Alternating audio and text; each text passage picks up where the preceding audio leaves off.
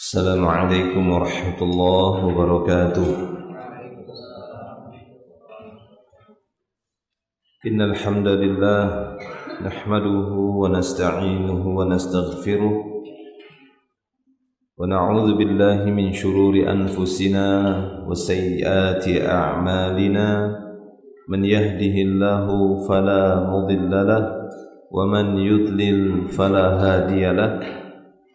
أشهد أن لا إله إلا الله وحده لا شريك له وأشهد أن محمدا عبده ورسوله.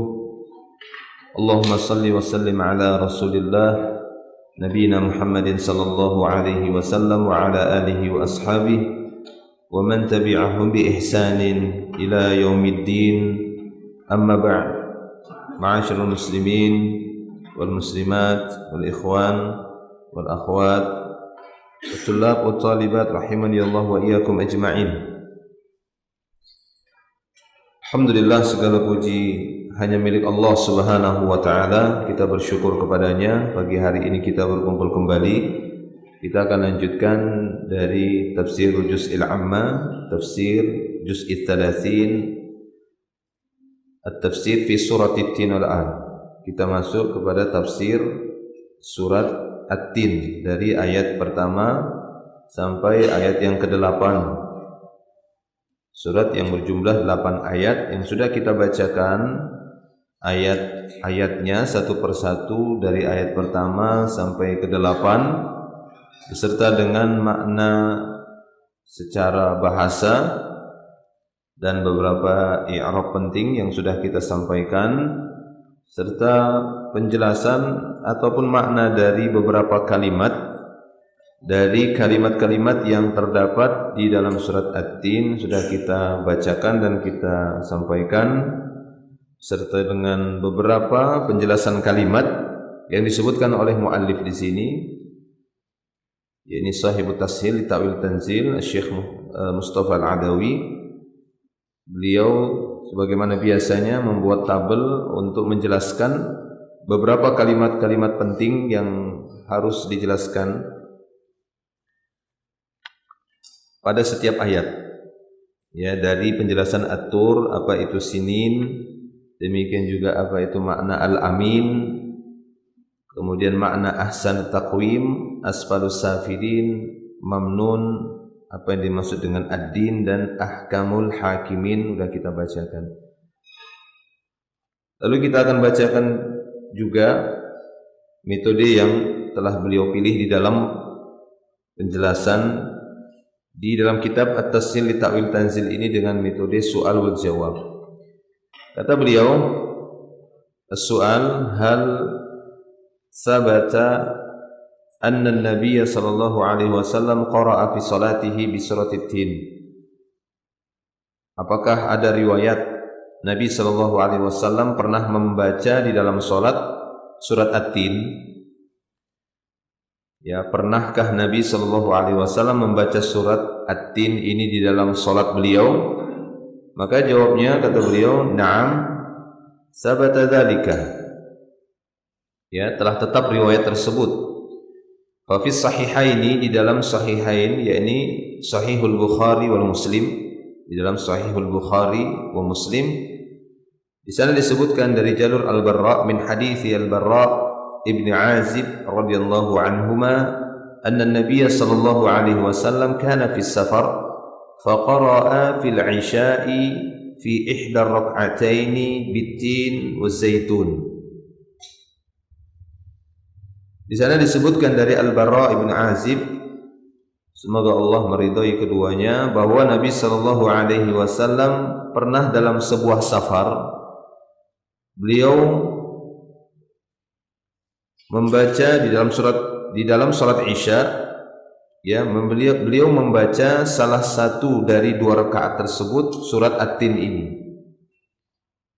Artinya salah satu dari 2 rakaat di rakaat yang pertama, 2 rakaat pertama, karena di dalam salat Isya ada 4 rakaat dan 2 rakaat pertama disunnahkan untuk mengeraskan bacaan. Ya, disunnahkan untuk mengeraskan bacaan, dan ini hukumnya sunnah, bukan wajib, bukan pula rukun. mengeraskan bacaan di salat-salat yang dikerjakan pada malam hari seperti salat maghrib, isya dan salat subuh. Ya, hukumnya sunnah mengeraskan bacaan, baik itu berjamaah ataupun dia sendiri. Hukumnya bukan wajib, bukan pula rukun.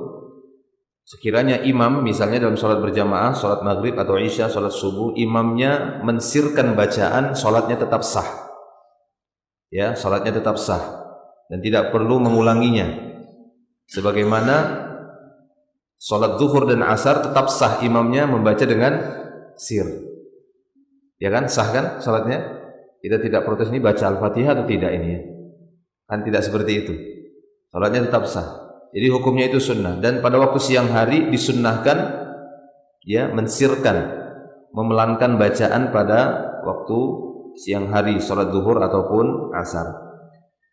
Baik. Nah, maka di sini Al-Bara' bin Azib mengabarkan bahwa ketika safar beliau membaca salah satu dari 2 rakaat, di 2 rakaat pertama membaca Wattin wa Zaitun ya pada waktu salat Isya. Ya, pada waktu salat Isya beliau membaca surat At-Tin. Wa fi riwayatin, di dalam riwayat yang lain, sami'tu Nabiyya sallallahu alaihi wasallam yaqra'u Wattin wa Zaitun fil Isya wa ma sami'tu ahadan ahsana sautan minhu au qira'atan. Dalam riwayat yang lain masih dalam lafaz Al-Bukhari ya, dalam Sahih Bukhari, di sana ada riwayat tambahan. Kata Al-Bara' bin Azib, aku mendengar Nabi sallallahu alaihi wasallam membaca Wattini waz-zaitun ya, wa turi sinin dan seterusnya fil Isya, pada waktu salat Isya. Wa ma sami'tu ahadan ahsana sautan minhu aw qira'atan, dan aku belum pernah mendengar seorang pun yang lebih bagus suaranya dan bacaannya dibandingkan beliau. Jadi sangat bagusnya beliau, sangat indahnya bacaannya, indah dalam artian tidak melanggar hukum-hukum tajwid. Kadang sebagian orang memahami versi keindahan bacaan itu benar-benar seperti orang bernyanyi. Ya, tidak demikian, walaupun sangat disukai Al-Qur'an itu dibaca dengan taghonni, dengan nada, dengan nyanyian. Namun maknanya bukan berarti ya harus bernyanyi seperti bernyanyi secara umum manusia, tidak. Dikarenakan bahasa Arab, dikarenakan Al-Qur'an ini diturunkan dengan berbahasa Arab, ya, diturunkan dengan berbahasa Arab, maka kita harus mengikuti bagaimana taghonninya orang Arab. Ya, taghonninya orang Arab ketika membacakan Al-Qur'an, dan itu sudah dicontohkan oleh para salaf, demikian juga para a'immah hari ini. Bagaimana cara melakukan Al-Qur'an, maka kita bisa melihat mereka, menjadikan mereka sebagai tauladan, tidak seperti nyanyian-nyanyian yang dilakukan, dinyanyikan, didendangkan oleh manusia secara umum. Taib. Jadi ini pernyataan dari Al-Bara' bin Azib bagaimana keindahan bacaan beliau saat mendengar beliau membaca surat At-Tin di salat Isya. 6. Kemudian berikutnya, mal muradu bi Wattini waz-zaitun wa mal muradu bi Watturi sinin. Apa yang dimaksud dengan Wattini waz-zaitun, dan apa pula yang dimaksud dengan Watturi sinin? Al-jawab, jawabannya, li ahli ilmi fi tahdidil muradi bit-tin wa zaitun aqwal. Ahlul ilmi, para ulama, di dalam menjelaskan atau memberikan batasan-batasan makna tahdidil murad tentang at-tin wa zaitun, ini ada beberapa aqwal. Ya, ada beberapa pendapat para ulama tentang at-tin wa zaitun. Yang pertama, ahaduha annal murada bit-tin huwa tinul ma'ruf, huwa tinul ma'ruf alladhi yukal. Pendapat yang pertama mengatakan, atau pendapat para ulama, ya, sebagian ulama mengatakan bahwa yang dimaksud dengan at-tin adalah at-tinul ma'ruf alladhi yukal, yaitu at-tin yang sudah ma'ruf. Ma'ruf maksudnya sudah dikenal, sudah faham. itu sesuatu yang bisa dikonsumsi. Itu buah dari at-tin, sesuatu yang bisa dikonsumsi. Wal muradu bizaitun, demikian juga menurut pendapat yang pertama ini, yang dimaksud dengan zaitun, az-zaitun alladhi yu'sar, itu zaitun yang bisa diperas, ya, diolah, yu'sar jadi asir ataupun sesuatu yang bisa diperas. Diperas, diambil airnya, saripatinya, lalu diolah sehingga menjadi minyak. Nah, ini dikenal dengan minyak zaitun. Nah, ini pendapat yang pertama, bahwa ini kehendak Allah Subhanahu wa taala untuk bersumpah dengan nama-nama makhluk.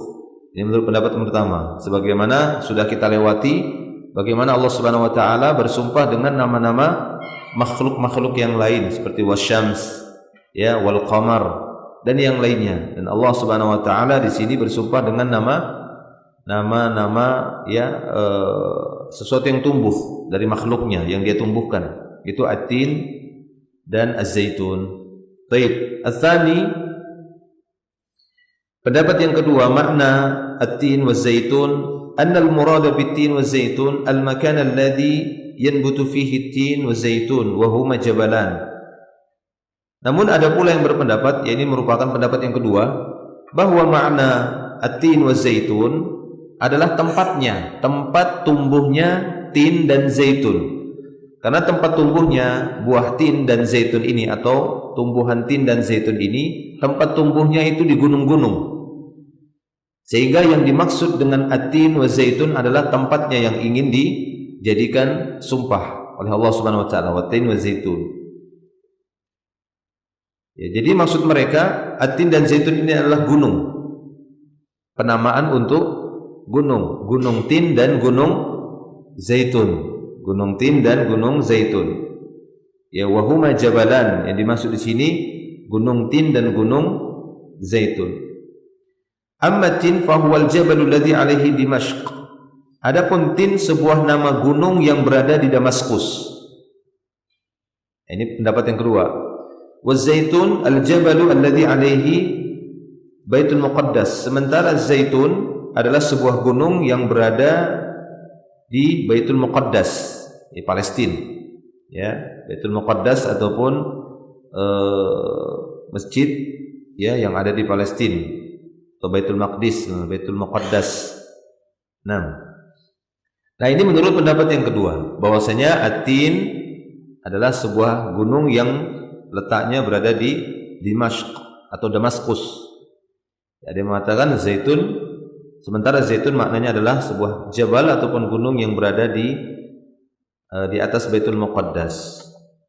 Wasalis, pendapat yang ketiga, annal murada bitin Masjidud Dimashq bizaitun Baitul Muqaddas. Ada pula yang mengatakan bahwasanya makna at-tin, ini pendapat yang ketiga, adalah sebuah masjid yang berada di Damaskus, sementara zaitun ini adalah nama lain dari Baitul Muqaddas atau Masjidil Aqsa. Nama lain dari Masjidil Aqsa adalah zaitun. Ini tafsiran para ulama. Summa wa thamma aqwalun ukhar. Di sana ada pendapat-pendapat yang lain, kata beliau. Wal aktsaruna ala anna al murada bitin at-tin alladhi yu'kal wa zaitun huwa az-zaitun al-ma'ruf alladhi yu'sar. Sementara kebanyakan para ulama memaknai at-tin dan zaitun adalah seperti pendapat yang pertama. Ini pendapat kebanyakan. Yaitu pendapat pertama tadi apa?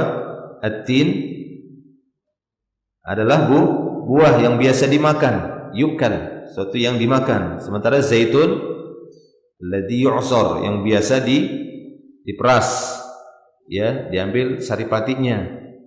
Nah, ini pendapat kebanyakan para ulama di pendapat yang pertama. Wa hadha huwa alladhi shawwabahu Tabari, dan inilah yang dianggap Imam Tabari sebagai pendapat yang benar fi tafsirihi, di dalam tafsirnya, haitsu qala, ketika dia berkata, was-shawabu minal qawli fi dzalika indana qawlu man qala at-tinu huwa at-tinu alladhi yu'kal wa zaitun huwa zaitun alladhi yu'sar minhu az-zait.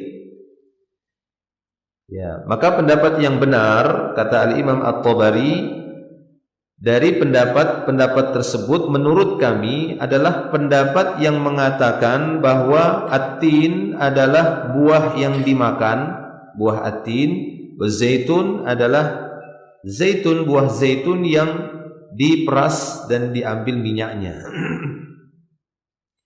Di anna dzalika huwal ma'ruf indal Arab. Karena inilah yang ma'ruf di sisi orang Arab. Ketika disebutkan at-tin, mereka paham adalah buah yang dikonsumsi, zaitun juga. Wala yu'rafu jabalun yusamma tinan wala jabalun yuqalu lahu zaitun.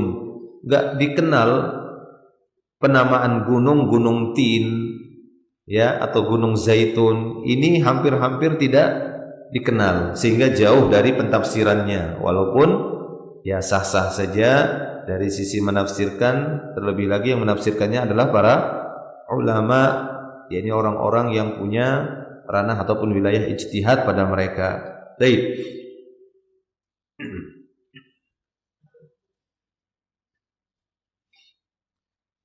Illa ayyaqula qail, kecuali jika ada seorang yang berkata, aqsama rabbuna jalla thana'uhu bitin wa zaitun wal muradu minal kalam al-aqsam bimanabiti tin wa manabiti zaitun fayakunu dhalika madhhaban. Kecuali mungkin seorang yang berpendapat bahwa Allah Ta'ala bersumpah dengan tin wa zaitun wa tini wa zaitun, dan yang dimaksud dengan kalam sumpah ini adalah bersumpah dengan tempat tumbuhnya tin atau tempat tumbuhnya zaitun. Bisa saja dibawakan ke sana, maksud beliau tafsirannya, yaitu lebih kepada tempat tumbuhnya, tanahnya, manabit. Jadi Allah Ta'ala bersumpah dengan menyebut tempat tumbuhnya atin dan zaitun tersebut. Ini sah saja, fa yakunu dzalika madhhaban, dan ini akan menjadi satu madhab atau satu pendapat lagi. Wa illam yakun ala sihhati dzalika annahu kadzalika dilalatun fi zahiri tanzil wala min qaulin man la yajuzu khilafuhu li anna Dimashq biha manabitu tin wa Baitul Muqaddas manabitu zaitun. Jadi menurut beliau dari kebenaran pendapat ini sebagai petunjuk ya bahwasanya orang-orang yang berpendapat boleh saja ya berbeda pendapat dalam masalah ini, bahwasanya benar saja Damaskus memang di sana tempat tumbuhnya at-tin. Dimashq memang banyak di sana ya pohon tin yang menghasilkan buah tin. Demikian juga Baitul Muqaddas atau wilayah Masjidil Aqsa, maka di sana banyak didapati manabituz zaitun. Ya, manabituz zaitun. Baik. Namun pendapat kebanyakan adalah apa yang disebutkan oleh ya beliau tadi di pendapat yang pertama, itu yang menjadi pendapat Al-Imam At-Tabari, demikian juga Al-Imam Al-Qurtubi. Al-Imam Al-Qurtubi disebutkan wasahhaha Al-Qurtubi annal murada bitin alladhi yu'kal wa zaitun alladhi yu'sar wa yu'kal.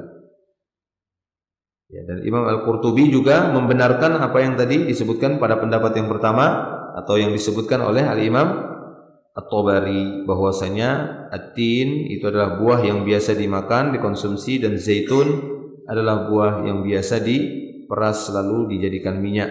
Li'annahu al-haqiqah la yu'dalu 'anil haqiqah ilal majaz illa bidalil. Karena inilah hakikatnya yang dikenal oleh orang Arab, tidak bisa memalingkan sebuah hakikat kepada majaz kecuali dengan dalil.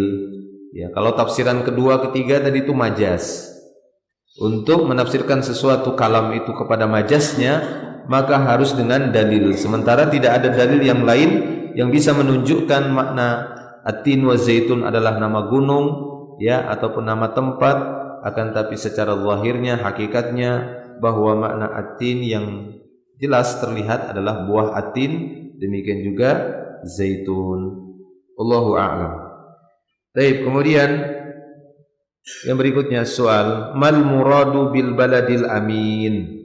Apa yang dimaksud dengan al-balad al-amin, negeri yang aman. Ya, al-baladul amin bukan al-baladul amin, bukan ya. Lain lagi, a-nya enggak dipanjangkan. Beda, amin.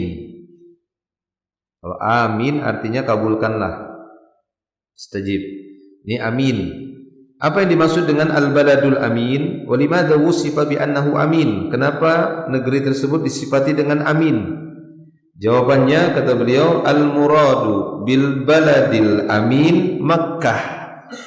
Yang dimaksud dengan al-baladul amin adalah apa?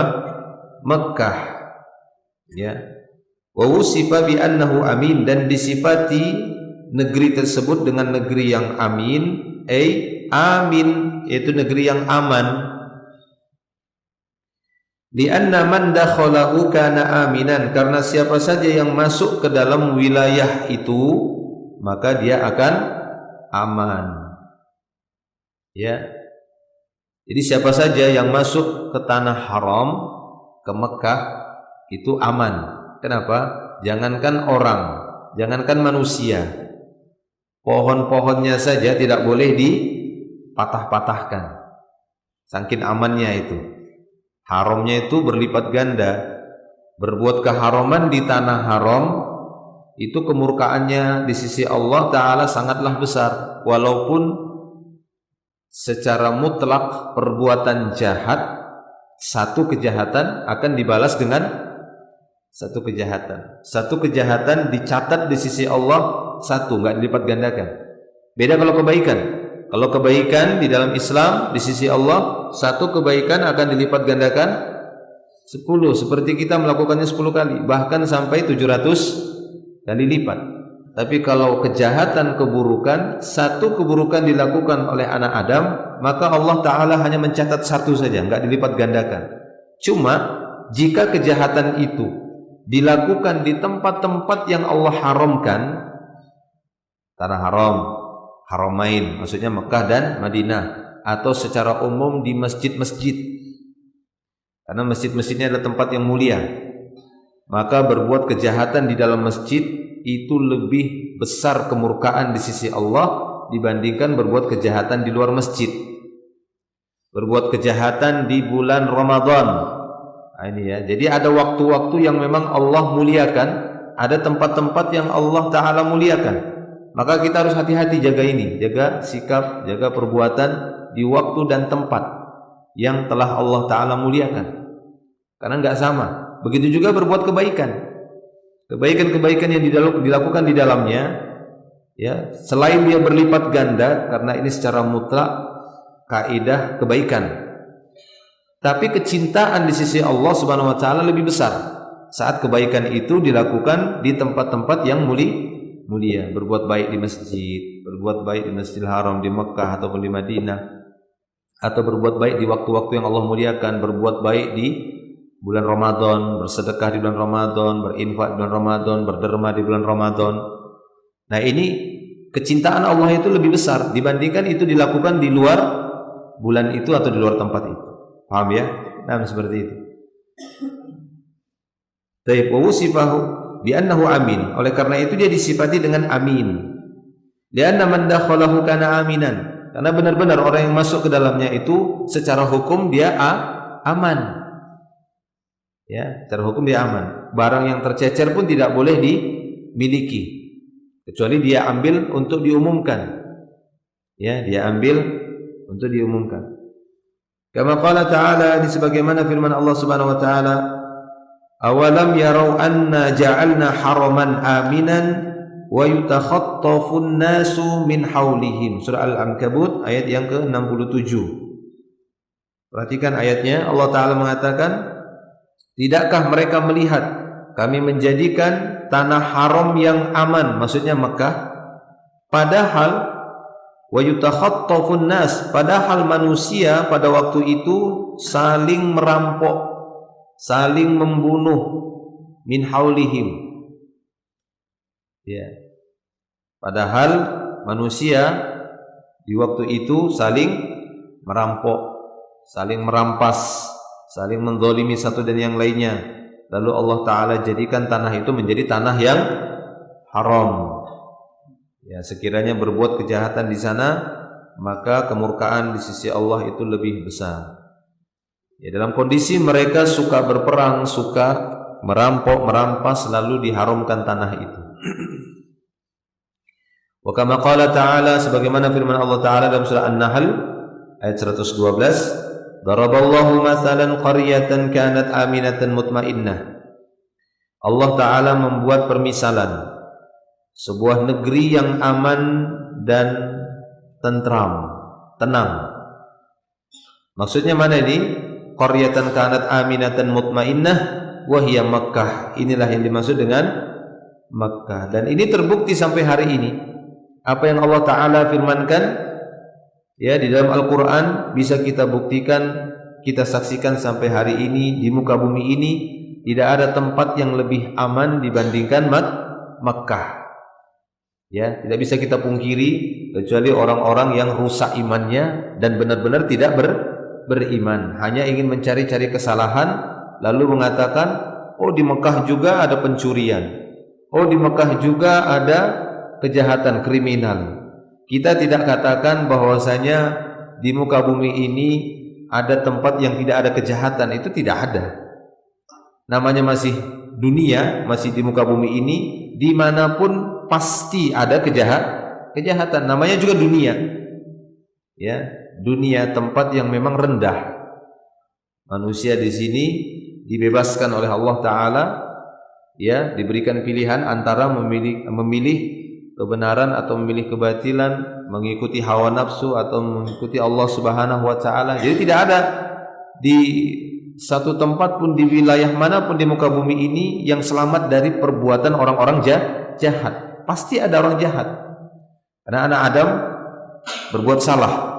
Ya, cuma jika ditinjau dari sisi banyak dan sedikitnya, maka akan kita dapati dan kita buktikan di Makkah ataupun di Madinah adalah tempat yang lebih sedikit jumlah kejahatannya dibandingkan tempat-tempat yang lainnya, sehingga bisa kita katakan lebih aman dibandingkan negara-negara ataupun wilayah yang lainnya, walaupun tetap di sana ada kejahatan.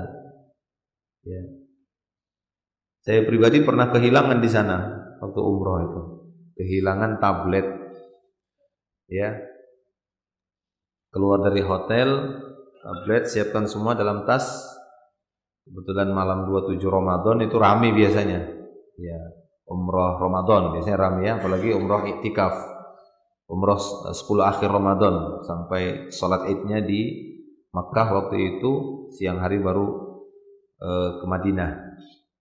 Ya, jadi pas ingat itu di malam 27 itu ramainya bukan main. Malam 27 Ramadan itu ramai sekali, sampai keluar hotel itu, padahal jarak hotel kita itu mungkin bisa setengah kiloan itu ya, dari pintu Masjidil Haram itu, atau dari Masjidil Haram itu kurang lebih 400 atau 500 meter, bukan kilo, 400 atau 500 meter atau setengah kiloan lah. Begitu keluar hotel, depan hotel sudah dipenuhi oleh manusia, ya, mencoba untuk bergerak menuju Masjidil Haram, mendekati pintu Masjidil Haram. Ya sudah, sama rombongan, karena ya pengen kan gitu ya masuk, berusaha untuk masuk, ya akhirnya sih nggak masuk, cuma di terasnya saja karena saking ramainya. Saya masih ingat tuh bawa tablet itu di dalam tas, dompet juga alhamdulillah dompetnya cuma agak ke bawah karena tabletnya agak besar gitu ya. Mungkin sekali tangan masukin langsung cep bisa hilang. Ya, jalan himpitan. Karena memang nggak bisa lagi masuk, sudah begitu penuhnya manusia, desak-desakan, ya sudah kita sholat di tempat yang kita dapat saja yang kosong, sudah sholat. Begitu digelar ambal, letakkan tas di depan, kok ringan. Ya, kok ringan tas ini. Begitu saya buka, hilang tablet. Ya, hilang tabletnya. Padahal sebelum berangkat itu baru beli sebulan atau 2 bulan itu. Baru itu hilang. Baik. Jadi bukan berarti yang kita maksud di sana tidak ada kejahatan, ya, tidak ada kejahatan. Tapi berbuat kejahatan di sana lebih dimurkai sisi Allah Subhanahu wa taala, lebih besar kemurkaan Allah taala di sana. Walaupun secara hukum Allah menjadikan itu sebagai tanah haram yang tidak boleh dirusak, tidak boleh berbuat ini, tidak boleh, dan seterusnya. Baik. Wa kana ar-rajulu yaltaqi biqatil abihi wa biqatil akhihi fil haram wa la yata'arradu lahu bisu'in. Ya, sekiranya ada seorang yang bertemu dengan pembunuh ayahnya atau bertemu dengan pembunuh saudaranya di tanah haram, maka tidak boleh dia menimpakan keburukan di sana. Ya, wah kebetulan ini ada di sini dia. Nah, tidak boleh. Allah Ta'ala haram. Nanti ketika keluar dari tanah haram, wala yanaluhu bil adza, tidak boleh dia timpakan gangguan. Bal wahadal baladul amin, bahkan Allah telah menjadikan ini negeri yang aman. Bahkan tidak dibolehkan berperang di dalamnya. Ya, tidak boleh perang di dalamnya.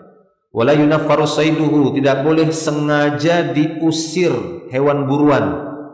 Yunaffar, supaya bisa dibunuh. Kita halau hewan buruannya biar keluar garis perbatasan, baru kita buru. Ya, ini hilah seperti ini, tipu daya. Taib.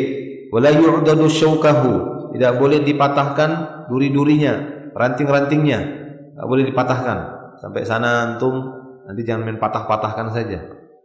Ya, sampai seperti itu terlarang. Wala yultaqatu luqatatuhu illa man 'arrafaha. Dan tidak boleh diambil luqatahnya.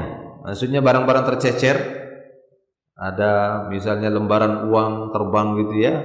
Ini 100 rial ini, lumayan 100 rial kali 4.000, 4 juta kan begitu ya. Uangnya kan ada 100 rial itu satu lembar aja. Kalau dirupiahkan 4 juta, jauh juga ya. 400.000 ya. 4 juta. 400.000 satu lembar, 100 rial. Betul ya? 4 juta 400.000. 400.000 ya? Nah, 400.000. 4.000 ya kali 100, 400.000. Baik. Nah, itu tidak boleh diambil ya. Nah, itu dia. Kecuali orang-orang yang mau mengumumkannya, ya, mau mengumumkannya. Baik. Nah, para jemaah Allah Subhanahu wa taala. Kemudian itu tadi makna al-balad al-amin, ya, makna al-baladul amin, ya, ini maksudnya adalah Makkah. Berikutnya waddih soal, waddih al-ma'na al-ijmali di qaulihi ta'ala thumma radadnahu asfala safilin illa alladhina amanu wa 'amilus shalihat falahum ajrun ghairu mamnun. Jelaskan makna secara mujmal, ya, maksudnya secara global saja.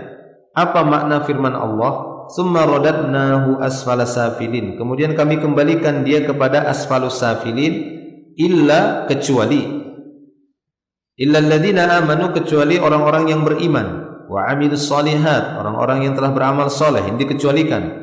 Kenapa? Falahum ajrun, bagi mereka pahala, justru bagi mereka pahala ghairu mamnun, ini ghairu maqtu', tanpa terputus, bagi mereka pahala yang terus mengalir tanpa terputus. Jawabnya, apa maksud dari tsumma radadnahu asfala safilin? Jawabnya, taqaddama anna ahlal ilmi lahum qaulan. Telah berlalu, ya, bahwasanya ahlul ilmi punya dua pendapat di dalam mentakwilkan fi ta'wili qaulihi ta'ala, di dalam mentakwilkan firman Allah Ta'ala summa radadnahu asfala safilin. Ya, di awal ketika kita menjelaskan ayat per ayat atau kalimat per kalimat sudah sedikit kita singgung ini ya, dua pendapat ulama tentang menafsirkan asfalus safilin. Yaitu yang pertama, ahaduhuma annal murada summa radadnahu ila ardhalil umur, bahwasanya dimaksud dengan asfalus safilin, maksudnya kami akan kembalikan dia kepada ardhalil umur, kepada kondisi umur yang, ya, ardhalil umur, kondisi umur yang ini ya, umur yang seperti anak-anak, atau bahasa kita pikun. Nah, itu ya, ardhalil umur, kami kembalikan dia lagi kepada masa umur yang dia seperti anak kecil. Jadi kalau orang yang sudah pikun itu dia akan kembali seperti anak kecil.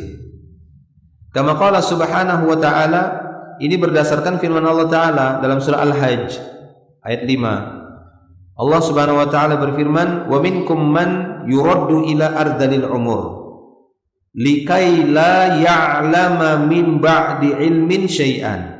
Di antara kalian ada yang dikembalikan kepada ardalil umur. Nah, ini dibawakan oleh para ulama, maknanya sama seperti asfalus safilin. Apa itu ardhalil umur? Allah Ta'ala jelaskan di sini, likai la ya'lam min ba'di ilmin syai'an, agar dia tidak mengetahui sedikit pun dari ilmu yang sudah dia miliki. Jadi min ba'di ilmin, di mana setelah dia tahu ini tahu itu, kemudian sampai kepada ardalil umur, dia akhirnya tidak tahu lagi. Pikun. Ya, atau dalam bahasa hadis Rasulullah menyebutkan al-haram, pakai hak besar, al-haram. Nabi SAW berlindung kepada Allah dari al-haram. Wa'udzubika minal harami wal ajzi. Aku berlindung kepada Allah dari kepikunan, dari kelemahan, ya, dari sifat pengecut dan seterusnya. Ya, likai la ya'lam, sehingga dia tidak mengetahui min ba'di ilmin syai'an. Dia tidak mengetahui setelah dia dapat ilmu, karena puncak-puncaknya manusia di umur 30 mendapatkan ilmu. Ya, dia belajar 20, terus 30, 40, 50, 60, puncak-puncak ilmu, lalu nanti masuk kepada masa-masa pikun. Ya, mulai lupa. Nah, ini disebut arzal al-umur. Nah, wa kama qala subhanahu, sebagaimana firman Allah Ta'ala dalam ayat yang lain, Allahul ladzi khalaqakum min dha'fin. Allah lah yang telah menciptakan kalian yang dahulunya dari kelemahan. Kita lemah dulu, tidak bisa buat apa-apa. Baru lahir, apa langsung kuat? Tidak kan? Adakah yang baru lahir langsung bisa jalan, bisa lari, bisa loncat? Ada?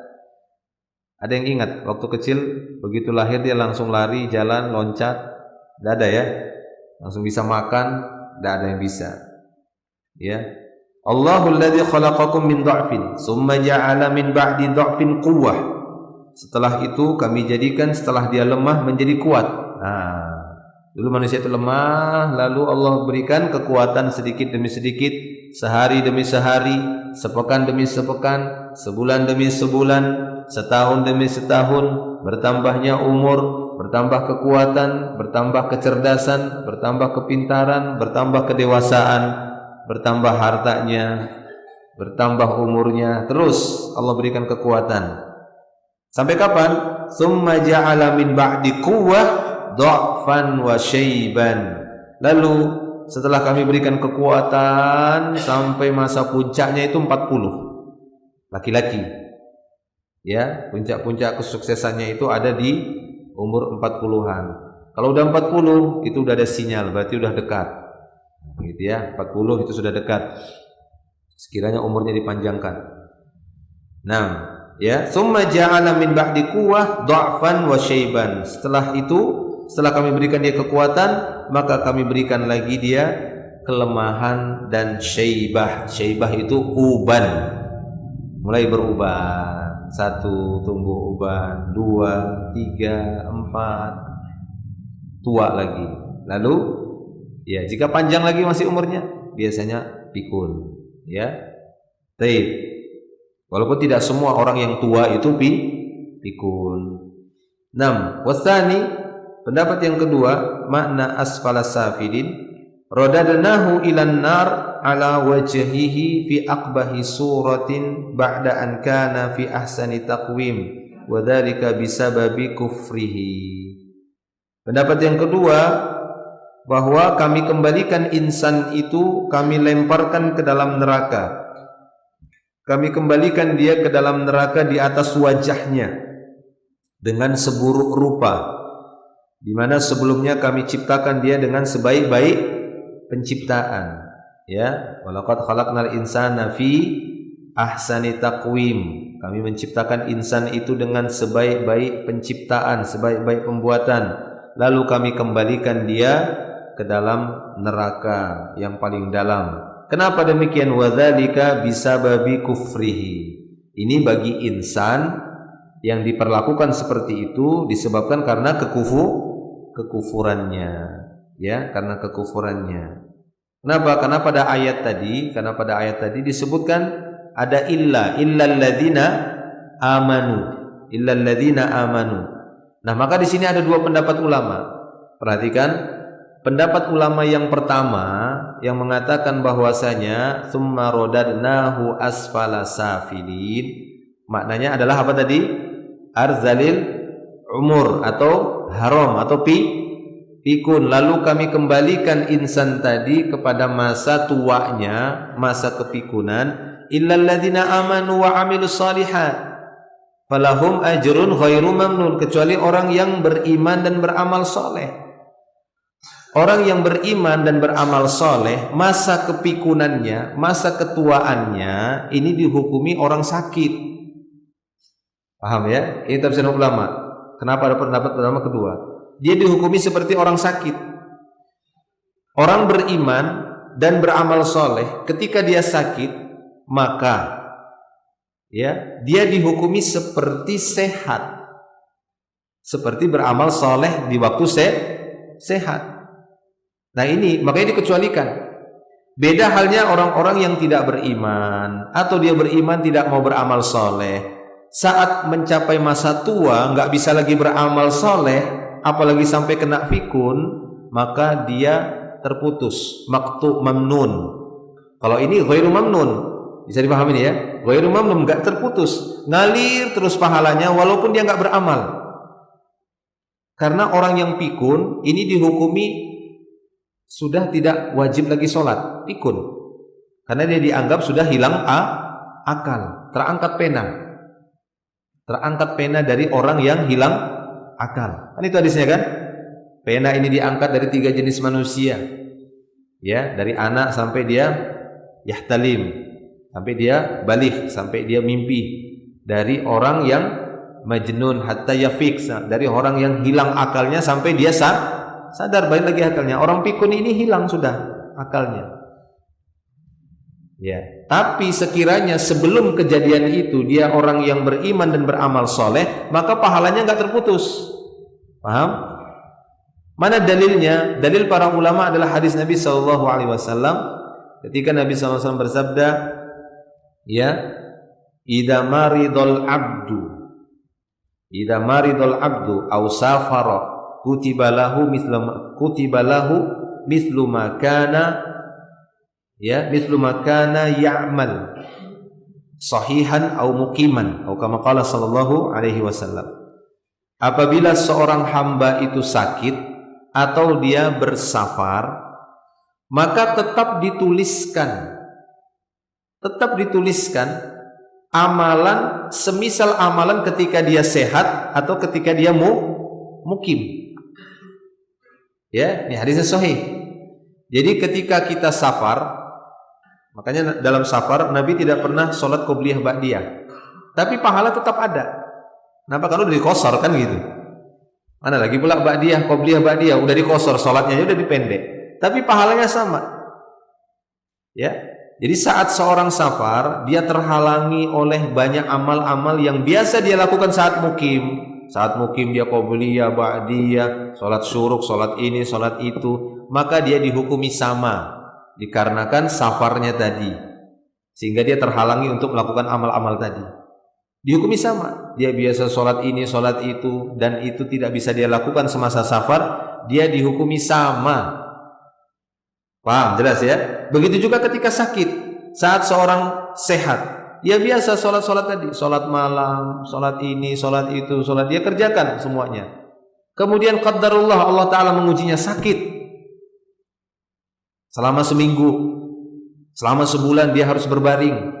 Jangankan sholat tahajud di malam hari, sholat 5 waktu saja dia sudah begitu berat, harus dia jamak. Nah maka pahala yang biasa dia lakukan dari sholat-sholat qiyamul lail, duha atau syuruk, itu tetap mengalir untuknya. Ya, itu tetap mengalir untuknya. Terus dia dianggap tiap hari itu sholat walaupun dia hanya berbaring saja. Jelas? Nah ini dijadikan oleh dalil para ulama. Ini beda orang yang beriman, beramal saleh, walaupun dia pikun, misalnya sekiranya dia pikun, ataupun sekiranya dia mengalami masa tua dan dia tidak bisa lagi melakukan amal soleh di masa-masa tadi kuahnya, di masa kuatnya, maka dia dihukumi seperti beramal di masa muda. Ya, ini pendapat yang pertama. Kenapa mereka mengatakan bahwasanya makna asfalus safilin adalah ardalul umur, lalu Allah menyebutkan illal ladzina amanu, memang dikecualikan orang yang beriman dan beramal soleh dan dia sudah terbiasa menjaga keimanan, menjaga kesolehan, menjaga amalnya di masa tua Allah tetap menjaga dia, walaupun dia dalam keadaan sakit, walaupun dia dalam keadaan pikun, dalam keadaan lemah, tidak mampu lagi beramal saleh seperti yang dia kerjakan di masa muda, tapi dia dihukumi sama, mengalir. Falahum ajrun ghairu mamnun. Ya, nah seperti itu. Demikian juga ketika ditafsirkan asfalus safilin adalah dilemparkan summa radadnahu ya asfalas safilin, kemudian kami lemparkan dia kepada neraka yang paling asfal, yang paling rendah. Insan tadi ya, disebabkan apa? Disebabkan kekufuran. Karena orang beriman dikecualikan, illal ladzina amanu. Orang beriman tidak dilemparkan ke asfalas safilin, tidak dilemparkan ke neraka yang paling bawah seperti orang munafik. Oke, jelas? Jelas ya? Dua tafsiran itu ya dua-duanya bisa dibawakan ke sana. Bahwa maknanya summa radadnahu asfalas safilin, ya kan urutan ayatnya walaqad khalaqnal insana fi ahsani taqwim, sungguh kami menciptakan manusia dengan sebaik-baik penciptaan lalu kami lemparkan dia ke neraka, kan begitu, ke neraka yang paling asfal. Kenapa ya? Karena sebab kekufurannya. Karena insan yang tidak kufur illal ladzina amanu, kecuali orang beriman, tidak dilempar, kan begitu maksudnya. Paham ya? Tidak dilempar. Kalau orang beriman, beramal saleh, dia enggak dilempar ke dalam api neraka yang paling bawah. Bahkan falahum ajrun ghairu mamnun, bagi mereka pahala yang terus mengalir, ghairu mamnun, ghairu maqtu, tanpa terputus. Itu singkatnya, kan di sini panjang sekali ya. Setelah tadi saya baca, itu singkatnya. Di sini beliau menjelaskannya itu panjang sekali, tapi intinya beliau ingin bawakan dua pendapat ulama tadi. Kenapa ada pendapat ulama yang menafsirkan asfalas safilin dengan makna arzalul umur? Karena itu tadi jelas ya, bahwasanya orang-orang yang beriman walaupun sampai masa tuanya, sampai masa pikunnya, sampai masa sakitnya dia beruban dan dia lemah badannya, dia dihukumi sama seperti masa muda, karena memang dari muda dia menjaga amal soleh. Inilah pentingnya kita terus menjaga amal soleh, ya, membiasakan amal-amal kebaikan, karena kita tidak tahu sekiranya masa sakit menimpa kita, kesulitan menimpa kita, kesibukan menimpa kita, sehingga kita seperti safar ini kan sibuk, sehingga kita tidak bisa melakukan amal-amal yang tenang seperti kita mukim, maka kita dihukumi sama. Ya, demikian juga saat kita meninggal dunia, maka kita dihukumi beramal. Ya kan? Saat kita meninggal dunia, kita dihukumi beramal, dikarenakan amal-amal yang kita lakukan adalah amalan-amalan yang terus mengalir pahalanya, seperti yang disebutkan, ya, seperti baca Al-Quran, mengajarkan Al-Quran, ya, kemudian ilmu yang bermanfaat, sedekah jariah, dan seterusnya. Baik, kita cukup sampai di sini, nanti kita lanjutkan lagi, sebagiannya masih ada beberapa lembar lagi ini, ya, beberapa ayat lagi yang belum kita bacakan, nanti insyaallah kita akan bacakan di pertemuan berikutnya. Akhir da'wana alhamdulillah, subhanakallah bihamdik, asyhadu an la ilaha illa anta astaghfiruka wa atubu ilaik. Assalamualaikum warahmatullahi wabarakatuh.